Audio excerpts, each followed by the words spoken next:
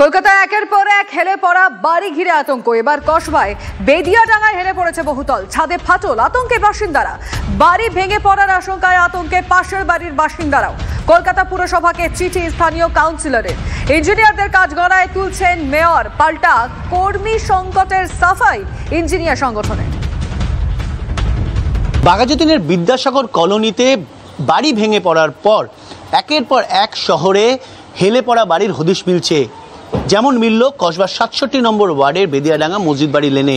আমি ঠিক সেই বাড়ির সামনে দাঁড়িয়ে আছি এবং দেখা যাচ্ছে ঠিক হলুদ রঙের বাড়িটি সাদা বাড়িটির ওপরে সম্পূর্ণ হেলে রয়েছে। কলকাতা পুরসভার তথ্য বলছে বাড়িটি দীর্ঘদিন আগেই তৈরি হয়েছে এবং হেলে পড়েছে দীর্ঘদিন আগেই।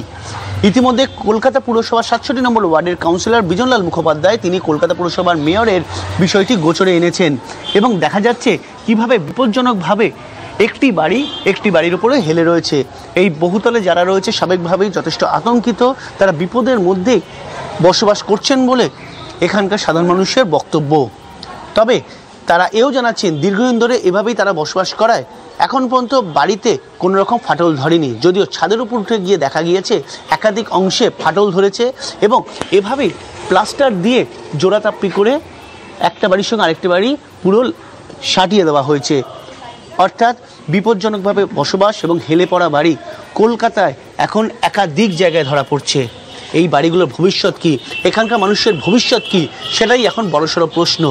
কলকাতার মেয়র জানাচ্ছেন ট্র্যাডিশন হয়ে গিয়েছে কলকাতা শহরে বেআইনি বাড়ি এবং হেলে পড়া বাড়ি, কিন্তু এই ধরনের ট্র্যাডিশন চলতে থাকলে আগামী দিন বহু মানুষকে ছাদহারা হতে হবে, এমনই দাবি করছেন কলকাতার সাধারণ নাগরিকরাই।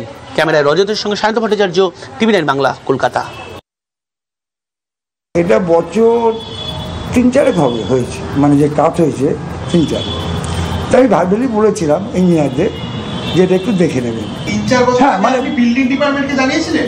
ভাবলি জানিয়েছিলাম যে আমরা তো মিটিং হয় না, যেমন বড় মিটিং হয় সেখানে জানিয়েছি। ৩-৪ বছরের মধ্যে কোনো ব্যবস্থা নেওয়া হলো না কেন? দেখুন, এটা তো ডিপার্টমেন্টের ব্যাপার, আমি তো বলতে পারি না। আমি বলতে পারি, কিন্তু ব্যবস্থা নেওয়ার ব্যাপারটা তাদের উপর। গুরুত্ব কম ঠিক বলবো না, মানে ঠিক সেভাবে কেউ গুরুত্বটা নেয়নি, মানে আমরাও নিইনি, তারাও নেয়নি হয়তো।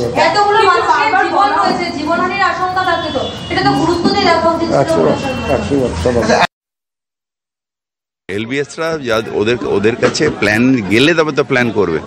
যদি আপনি না যান তাহলে ও কি এসে আপনার বাড়িতে প্ল্যান করে দিয়ে যাবে?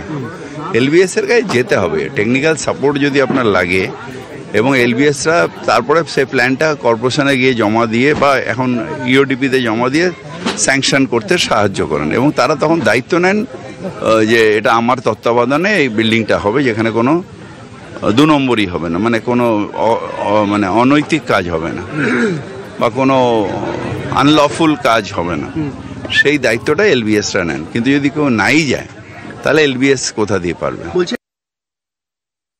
আমাদের রেসপন্সিবিলিটি ২৪ ঘন্টা, মানে কি একটা মানুষ ২৪ ঘন্টা কাজ করতে পারে নাকি? আপনি যে কোনো ইঞ্জিনিয়ারকে জিজ্ঞেস করবেন, তার পরিবারকে জিজ্ঞেস করুন, সে কটায় বাড়ি থেকে বেরোয় আর কটায় ঢোকে প্রত্যেক দিন। ৮ ঘন্টার অনেক বেশি কাজ করছে, প্রত্যেকের এলাস্টিক লিমিটের বাইরে গিয়ে কাজ করছে।